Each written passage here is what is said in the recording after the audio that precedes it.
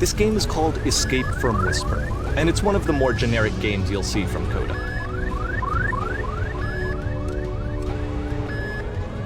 Security call breached. Hostile alien life forms inbound. It kinda looks like this game was abandoned mid-development. For instance, you have this gun, which you'd think would indicate that there are supposed to be monsters or enemies somewhere, but then clearly there are no enemies anywhere.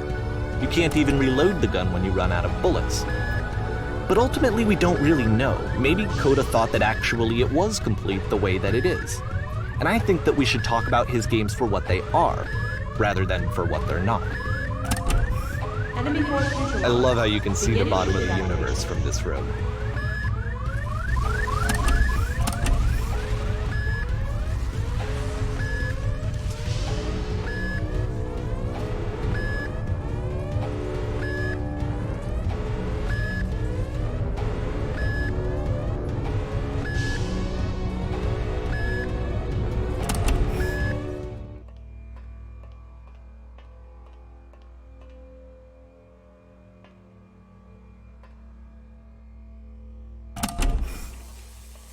Hey, you there, in the engine room. You could save us all. That beam is powering the Whisper machine. We could disrupt it by introducing a great enough heat signature. If your body could stop the beam. It's so much to ask, but for all of our lives, would you do it? Could you give yourself?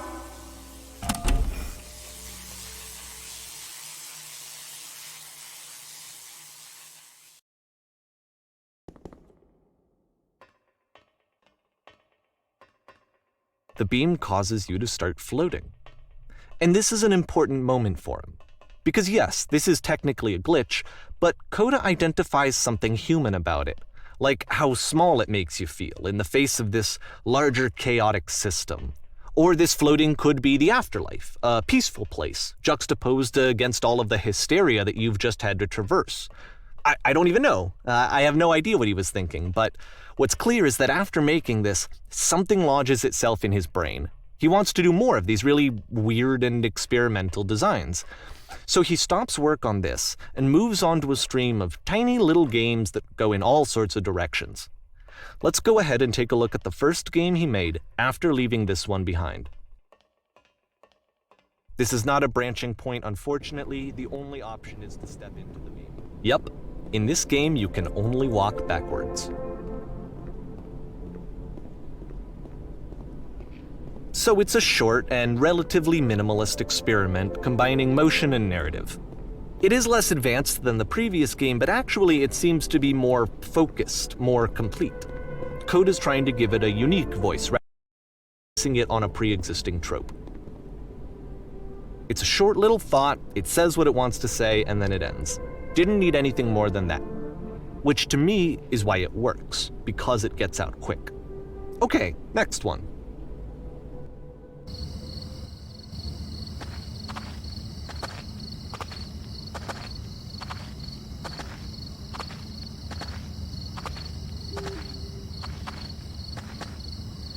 And that's it. Okay, the meaning of this game won't be clear just yet. Please be patient with me for a few more games, and I promise you'll see what makes it interesting.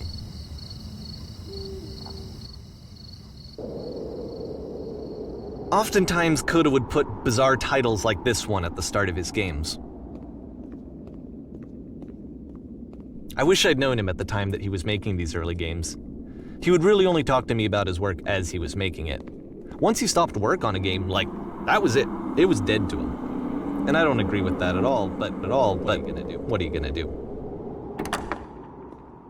Once you've been slowed to an absolute crawl, the door at the top of the stairs opens. So why, if Coda's not showing these games to anyone, why bother opening the door at all?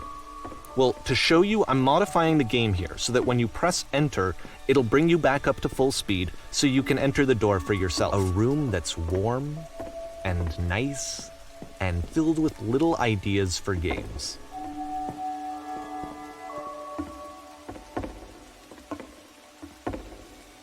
Coda would often tell me that he didn't mind if people thought of him as cold or distant. He said that he knew that he was actually a vibrant and compassionate person. but that it takes time to really see that. It can be a very slow climb to get there.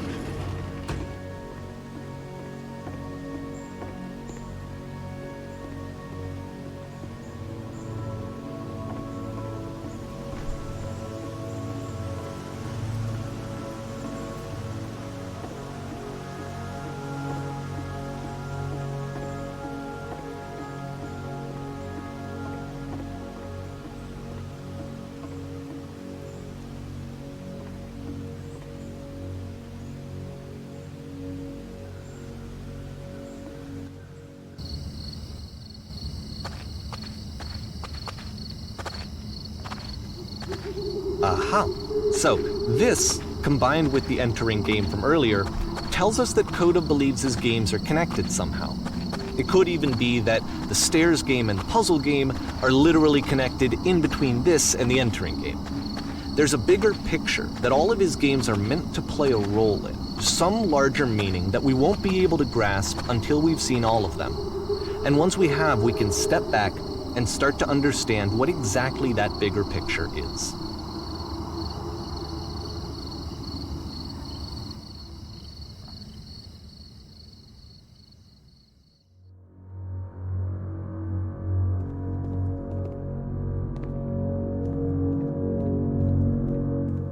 Let's talk about video game development for a second. Every video game runs on what's called an engine, which determines what the game can and cannot do. So in other words, the engine is a set of tools for game development. To make all of these games, Coda is using an engine called Source. Like all engines, Source has certain things that it does well, and it has certain things that it does poorly. One of the things that it does very well is boxy linear corridors. That's why so many of Coda's games are set in these large, flat, empty rooms, is just because he's working with what the engine does well. The tools available to the creator shape what kinds of creative work they're going to end up making. You might consider paying attention to the architecture in Coda's games, to notice how they seem to stem from an engine that's very good at producing linear, boxy corridors. This prison, funny enough, in Coda's original design, the doors stayed shut for a full hour before letting you go. If you don't mind, I think we're gonna skip that. This is something that he and I used to argue about a lot. You know, whether a game ought to actually be playable, whether it means anything if no one can get through it. And I would always defend that, all this work goes into the game, why not make it playable and accessible? And so we just got into heated arguments over it, and there was one time that after one of these conversations, he went home, and a day or two later, he sent me a zip file entitled Playable Games that was full of hundreds of individual games, each of which was just an empty box that you walked around in and nothing else. Believe me, I played every single one of those just to find out if there was like a gag hidden somewhere. There wasn't. It's the puzzle again, with the exact same solution as the last time. There's still no clear indication of what makes this puzzle so special that Coda is going to return to it over and over. But I promise I'll share with you my interpretation very shortly.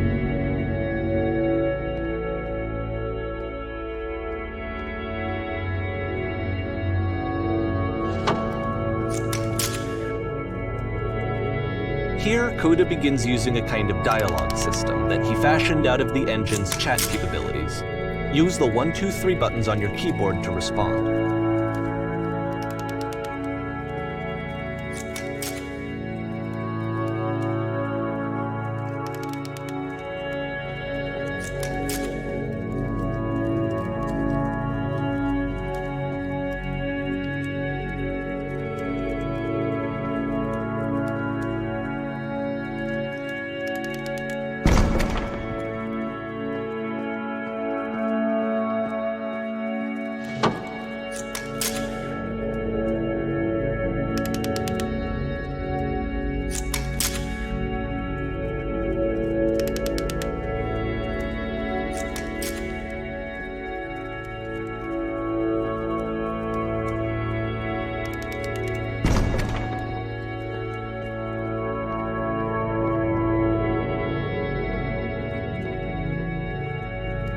and so we make one last descent down to the final floor of the level.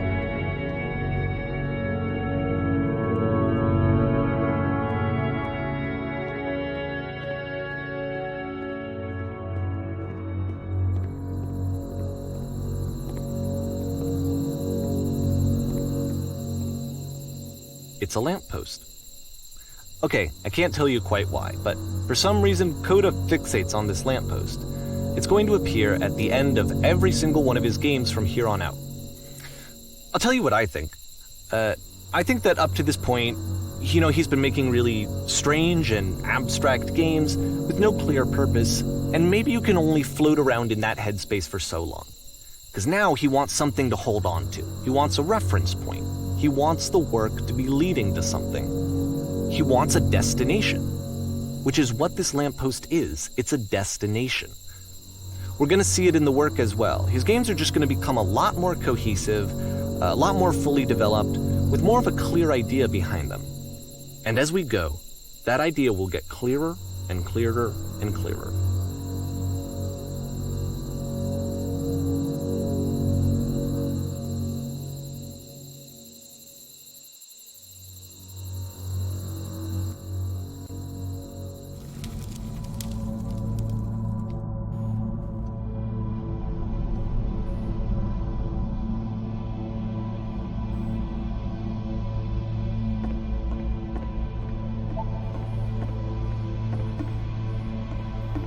So first off, I'm sure you can deduce this, but this game is not connected to the internet. All of the notes that you're going to see have been written by Coda. This was actually the first game of his that I ever played. This was shortly after I met him at a weekend game jam in Sacramento, where I grew up. I saw him working on this very level, and it was just so different from anything that anyone else was doing. So right away I was like, I have to be friends with this person. In retrospect, I think I was probably a bit too pushy trying to get his attention. I was over-enthusiastic. But he was very gracious about it and very patient with me. And I cooled off eventually. Feel free to skip over any of these notes if they're not doing anything for you. Nothing extra is going to happen if you read all of them. Either way, to me they convey a sense of loneliness. I see this person who's filled with thoughts and feelings and beliefs and has no way to express them except as scattered and unheard voices in a game that wasn't meant to be played.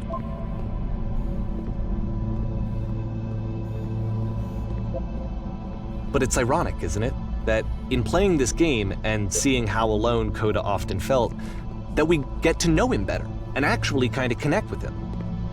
And I have to be honest with you, this idea is really seductive to me, that I could just play someone's game and see the voices in their head and get to know them better and have to do less of the messy in-person socializing. I could just get to know you through your work. I think this is why I always liked Coda's games so much, is because it felt like they let me have that connection. I felt as though he was inviting me personally into his world. And then I feel less lonely too. At the end of this level, we're going to see the puzzle again. And here, I'll tell you what I think the puzzle means. Each of these games represents an idea that was on Coda's mind at the time that he was making it. And the puzzle is a way of closing the door on a previous chapter of his life before moving on to the next one. In each of his games, after exploring a theme that, he might find difficult, Coda can then place this puzzle that he knows has a reliable solution, he understands exactly how it works, and so it gives him a simple mechanism for moving on. And because there's this dark area between the doors, a space between the spaces, before you move on, you get to pause. Just for a moment, a few seconds to reflect on and let go of the events that led you here. To step back and connect the pieces together, to grasp at that elusive bigger picture.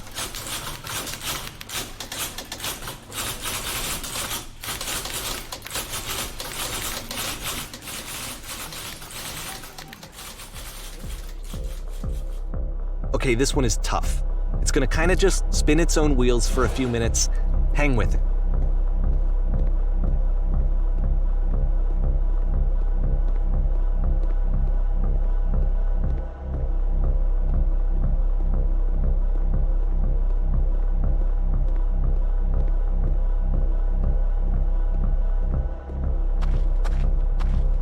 See, like, this is it, the whole game, and there's nothing that's particularly interesting about it. You just walk to the end of a hallway. Except, for some reason, Coda gets really fixated on this prison that has all of this modern furniture. And I don't know why, but he decides he needs to revisit this prison. He's gonna start over, use the same assets, turn it into something else. Okay, cool, here's version 2.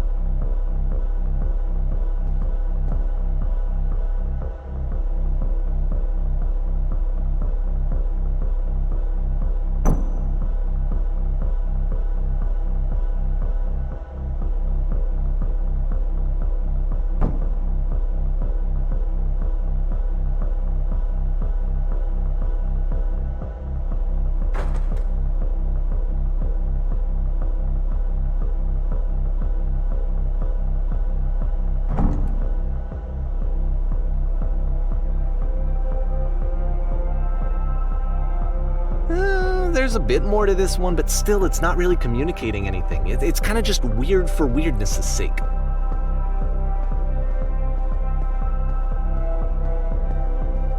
So okay, he throws it out and starts over.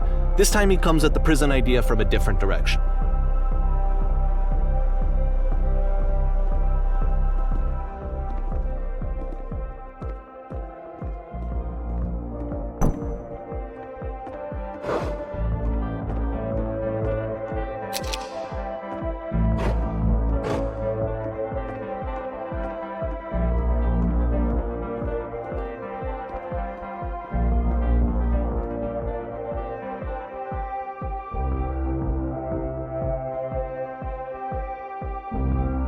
And of course, now the table is gone and you can't begin the chain of events to escape. Here's a version where there are no bars, but you can't actually get to the well. And then a version where the inside of the prison is the outside and the outside is the inside. Let me just blink you real quick through a few more of these. I mean, he really unloaded on this prison idea. There's nearly a dozen of them. Personally, I think it's awful to watch this, to see a person basically unraveling through their work.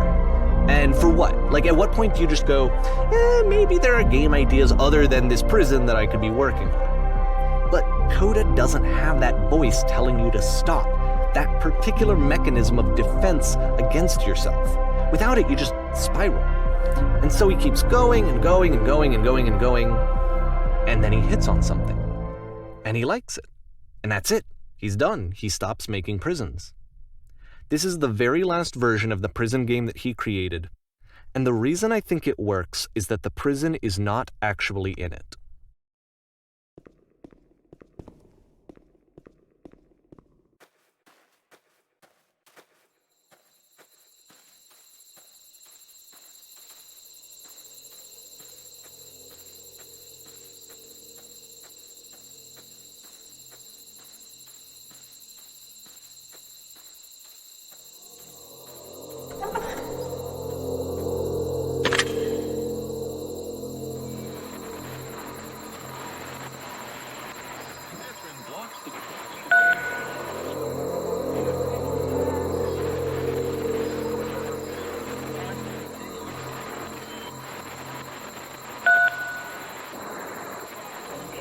It's a conversation. And so this is what Coda wants, is to be able to talk to someone, to share what's on his mind, and to get some good advice from someone who knows. But the irony is that even in this scenario, you're still talking to yourself. You know, all of these games so far are Coda talking to himself.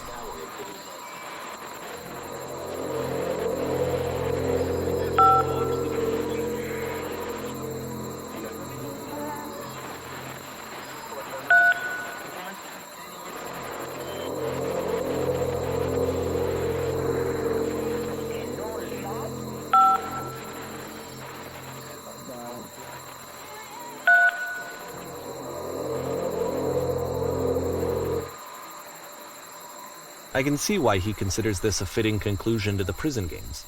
After all of the obsession and frustration, just to be told by someone you can trust that things are going to be okay. Wouldn't that be nice?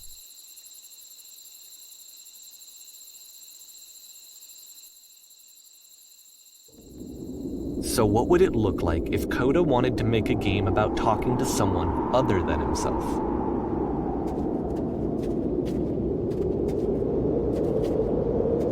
To me, this environment is meant to represent Coda's puzzle, with the 2 doors on either side and a dark transitional space between.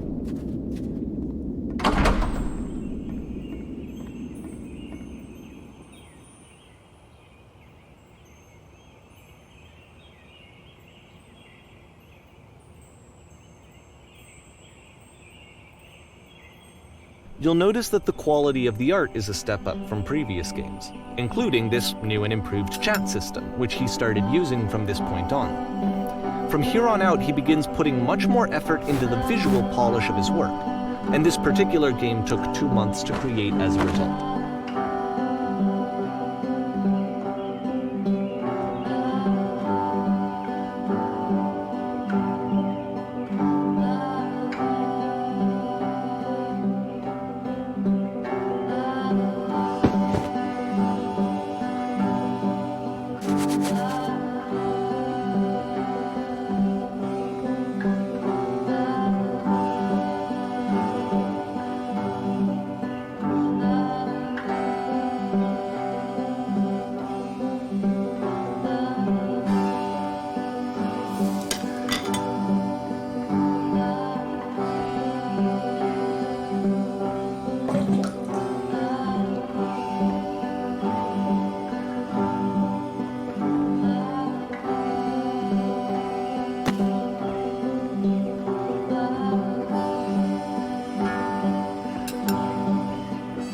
After the intense set of prison games, this house cleaning level almost feels like cleansing. It's the moment after a particularly difficult or traumatic experience where you just need to let it sit and digest inside of you, and eventually cohere into something meaningful.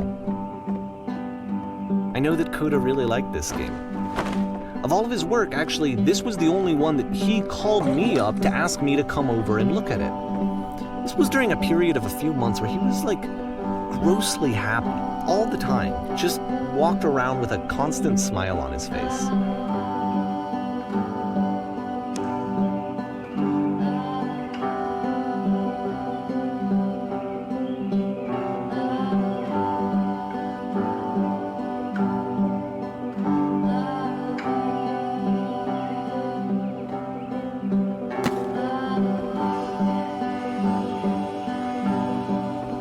I'm glad he made this. I'm glad he found some peace.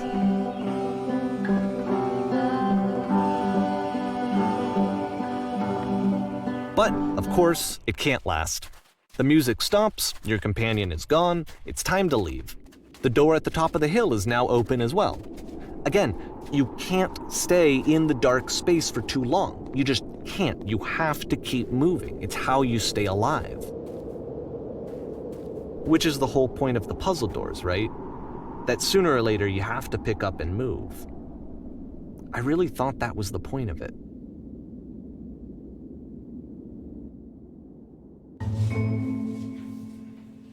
This one gets a bit goofy.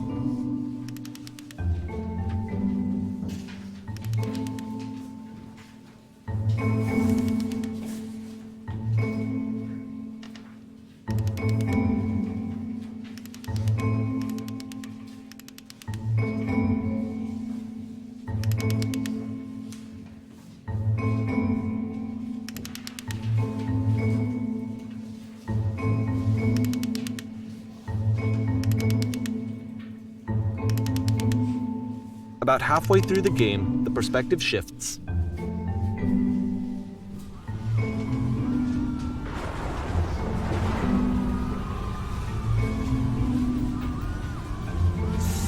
And you play as the teacher. And suddenly, you discover that your teacher is just as bigoted and afraid as you are. Oh, and also you can move around the classroom now. I felt pretty hard for this one. I feel like it's one of the most relatable experiences that you can have. to assume that some other person is perfect and totally fulfilled in every way, and completely miss all of the little flaws that make them painfully human. I think about this game a lot these days.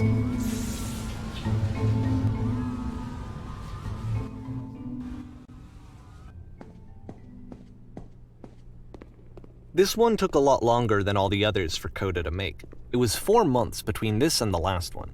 That's twice as long as it took him to make any other game before this, and it's not like it's particularly complex, so I remember I found that a little strange at the time.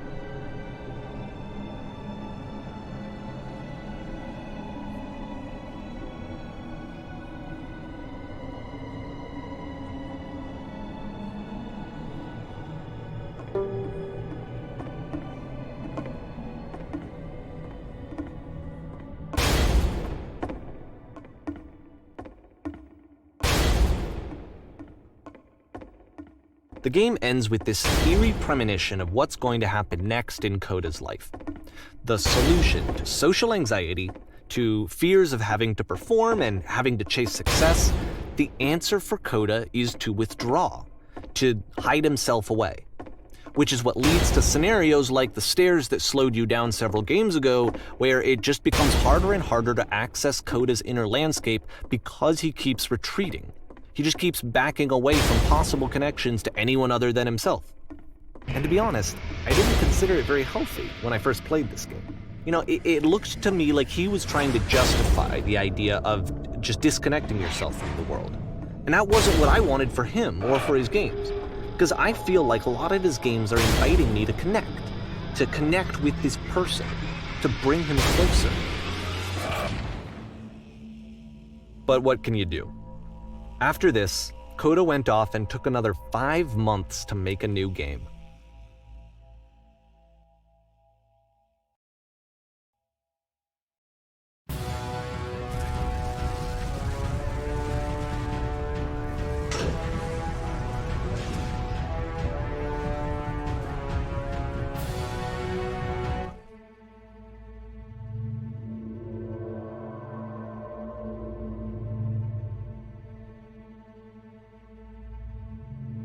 Like I said, I was getting concerned. First off, he's never been this explicit in his work about exactly what he's thinking. So where's that coming from? But then even weirder, his work has potentially stopped being an outlet for him. Not like he's having trouble iterating on ideas, but he literally just can't think of new ideas anymore. And in person, he was being a lot more distant than usual. Like, you know how sometimes a person will just deflect anything that you say in order to keep themselves disconnected all the time? It was that kind of thing. Here was the point in my relationship with Coda where I really started to wonder if he needed my help in some way. His games are going to get more desperate from here on out. After this game, it's almost 6 months before he finishes something new.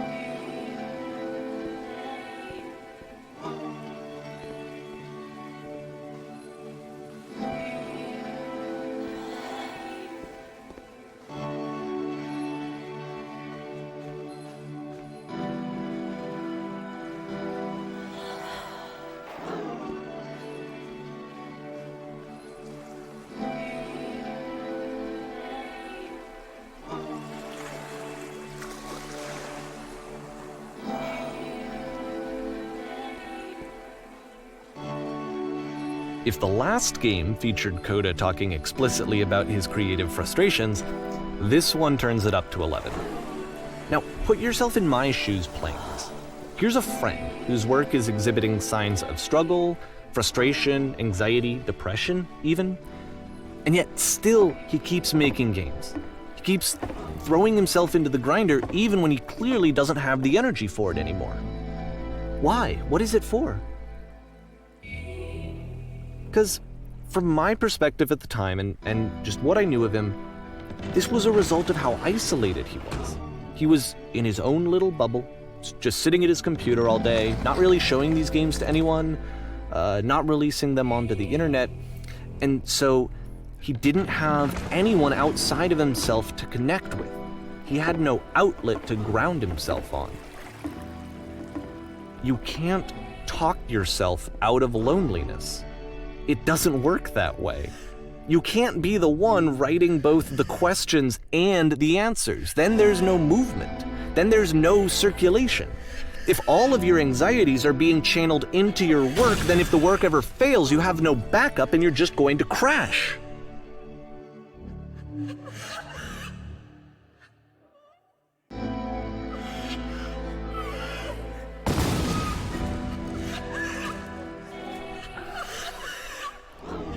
Seeing this game at the time that he made it looked really unhealthy to me.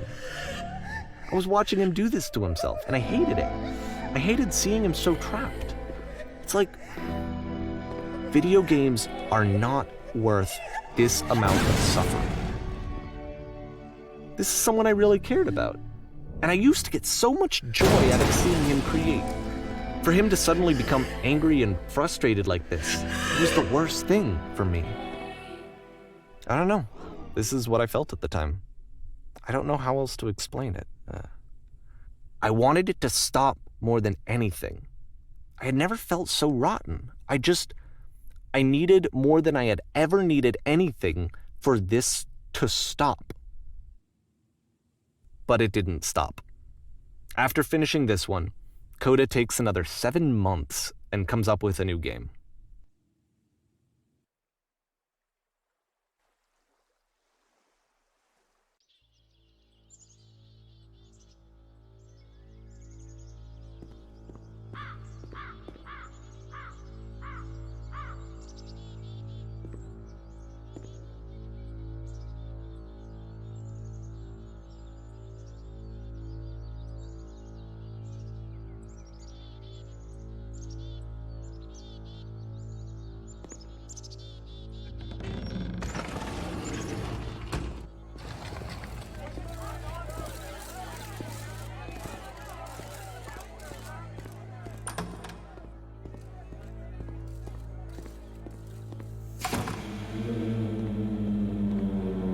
And of course, it's the machine.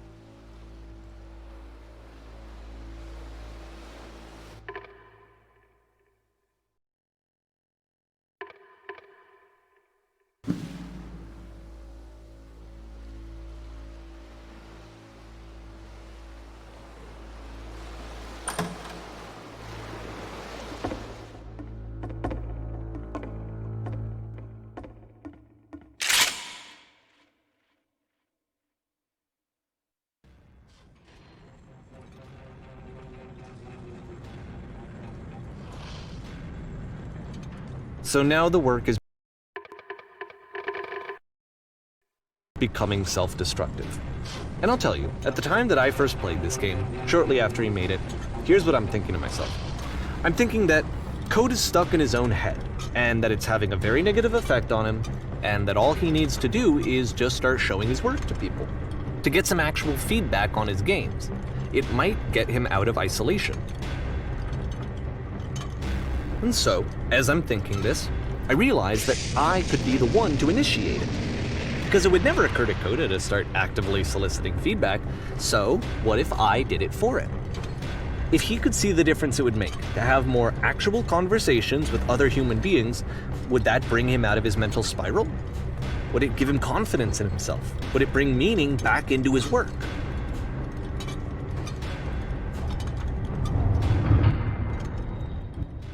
So I started showing Coda's work to people.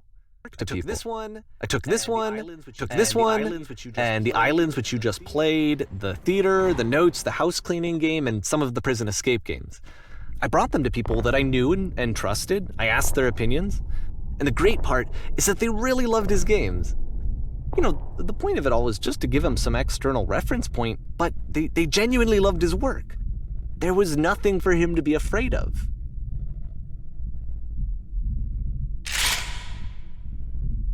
Can you see why I felt like this was the right thing to do?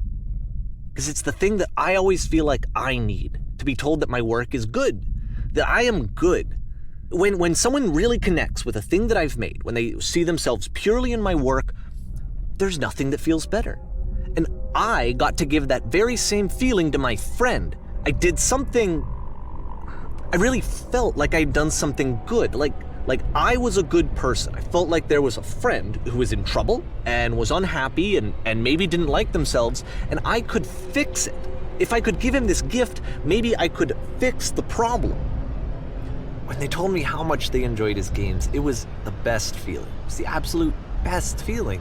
It made me feel so happy, so beautifully, beautifully happy.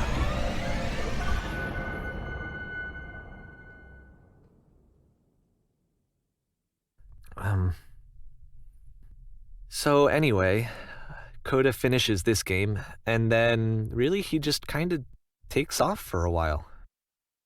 So this is June of 2000.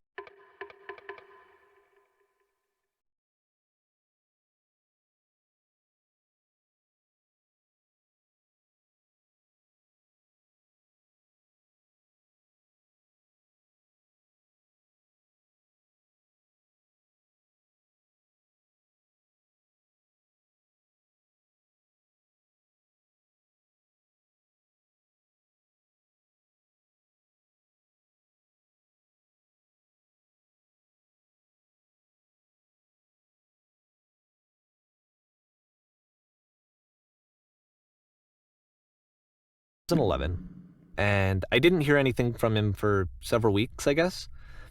And so out of nowhere, one day I get an email, and it's got a private link to a new game of Coda's. This one is called The Tower, and to my knowledge, it's the last game that Coda ever made. So let's take a look.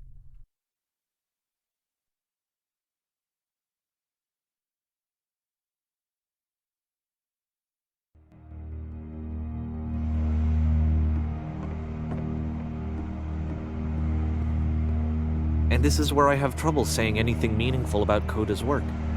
Because more than anything else, the tower just feels distant.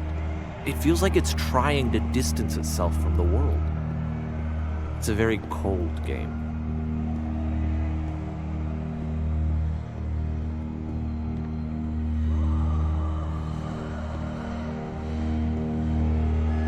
This room actually has a maze in it. Except that all the walls of the maze are invisible. And then every time you touch one of the walls, there's this awful flashing and noise, so the experience is really miserable. The game goes beyond not being meant to be played, it actually seems to despise the player for trying to play it at all. But I do want to show you the rest of the levels, so when you're ready to continue, press enter and I'll put a bridge over the maze.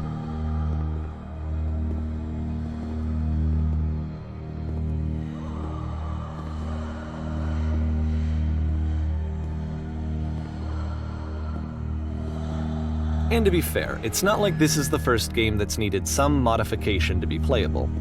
Like the house cleaning game. You know, that one used to actually loop the cleaning chores and you just cleaned a house forever. I had to cut it off so that you could exit the house and the game would actually end. But that game had an idea that it was actually trying to communicate. What's the deeper idea behind the invisible maze? The only way past this challenge is to randomly guess the 6-digit code. Like the invisible maze, it's frustrating to me, because it's the opposite of everything else that Coda has made. It doesn't encourage thought or engagement. It doesn't ask anything of me, except a lot of my time.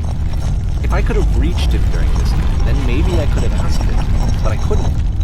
I still don't really understand why this is here. I'll put the code on the ground for you here, though, so that we can move on.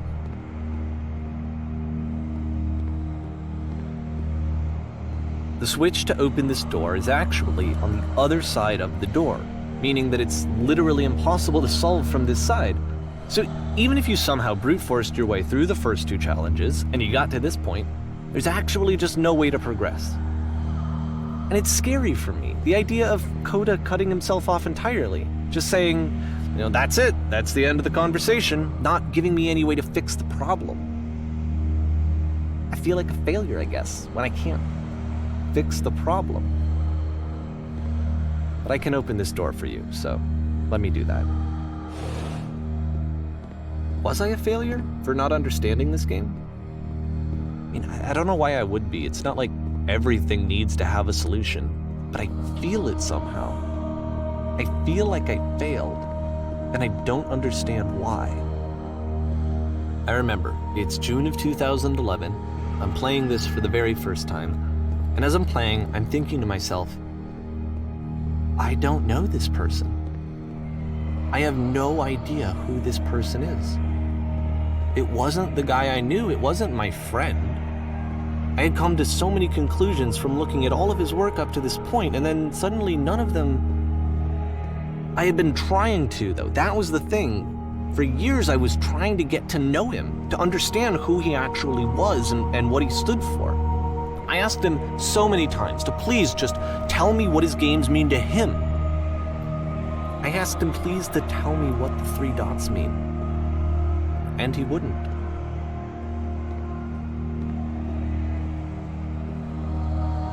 I just felt so strongly that if I could have connected with him, that if I could have somehow made his work my own, that I would finally be once and for all happy.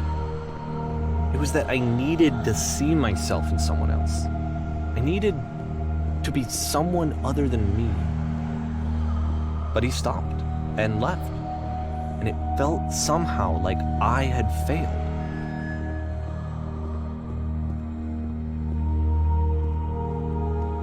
Where did I screw up?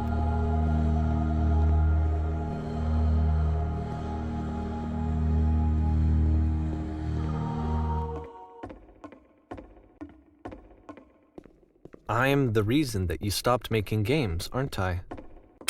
It's because of what I did. I poisoned it for you. I don't think I ever told you this, but when I took your work and I was showing it to people, it actually felt... it felt as though I were responsible for something important and valuable. And the people who played them, they treated me like I was important. They really listened and cared about what I had to say. Even though I was showing your work, I felt good about myself. Finally. For a moment, while I had that, I liked myself. And then you stopped, and I didn't have anything left to show people. I just had to be with myself. And as soon as that happened, there was no feeling at all. Nothing. Less than nothing. What does that mean? I'm afraid that I did something really stupid because I don't like myself. That's why I'm releasing this collection of your work, is because I haven't been able to find any other way to reach you. I've tried everything. And so a part of me has hope that if I put this compilation out into the world, and if I put my name on it, that maybe enough people will play it so that it'll find its way to you, so that I can tell you that I'm sorry. I know I screwed up. If I apologize to you truly and deeply, will you start making games again? Please, I need to feel okay with myself again. And I always felt okay as long as I had your work to see myself in. I mean, is something wrong with me? Because I know that I did an awful thing, and I'm doing it again right now. Like, I'm showing people your work, but I can't stop myself from doing it. That's how badly I need to feel something again, like I'm an addict. There has to be something wrong with me. Can I apologize? What if I tell you I was wrong? Will that work? Will that fix it? I don't know. I don't think it will, but there's nothing else that I can do. Just tell me what you want. I'm sorry. I'm sorry. Please, start making games again. Please help me. Please give me some of whatever it is that makes you complete. I want whatever that wholeness is that you just summoned out of nothing and you put into your work. You were complete in some way that I never was. And I want to know how to be a good person. I want to know how not to hate myself. Please. I'm fading, and all I want is to know that I'm going to be okay.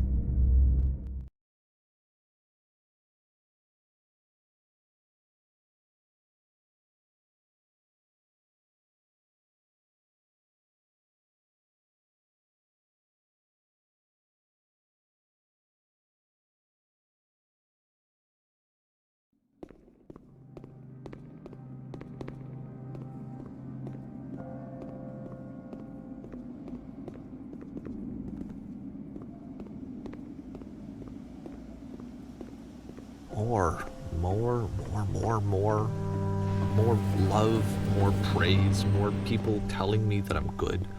Always more. It's like a disease. Solution.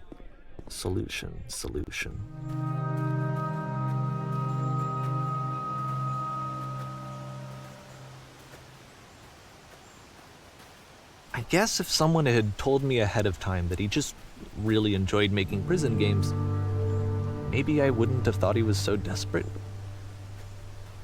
I wouldn't have told so many people that he was depressed. Maybe he just likes making prisons.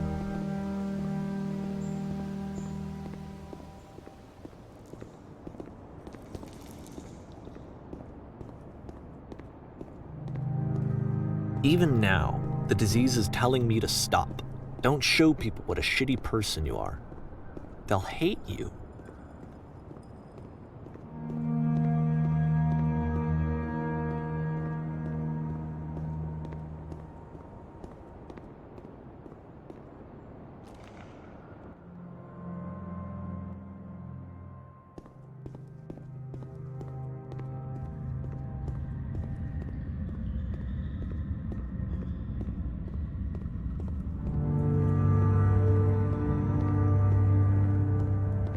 If I knew that my life depended on finding something to be driven by other than validation, what would that even be? It's strange, but the thought of not being driven by external validation is unthinkable. Like, I actually cannot conceive of what that would be like.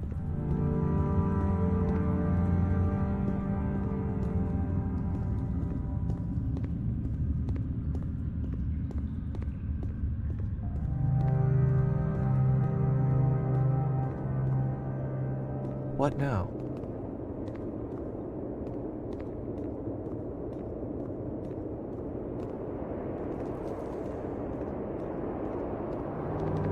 I think I need to go.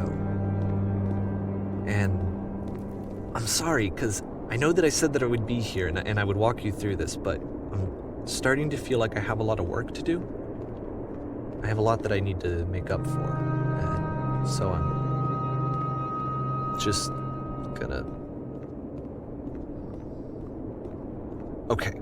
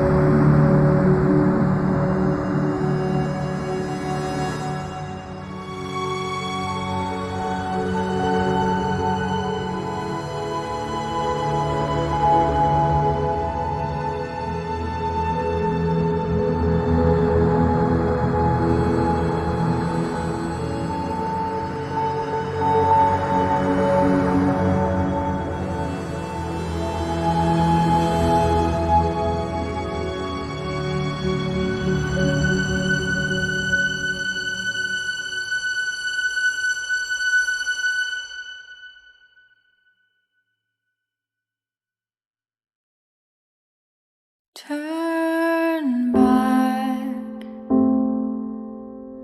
turn back from this cave. You said, let me prove that I'm brave, let me keep going. But the cave goes for miles and miles and miles, and you're so tired,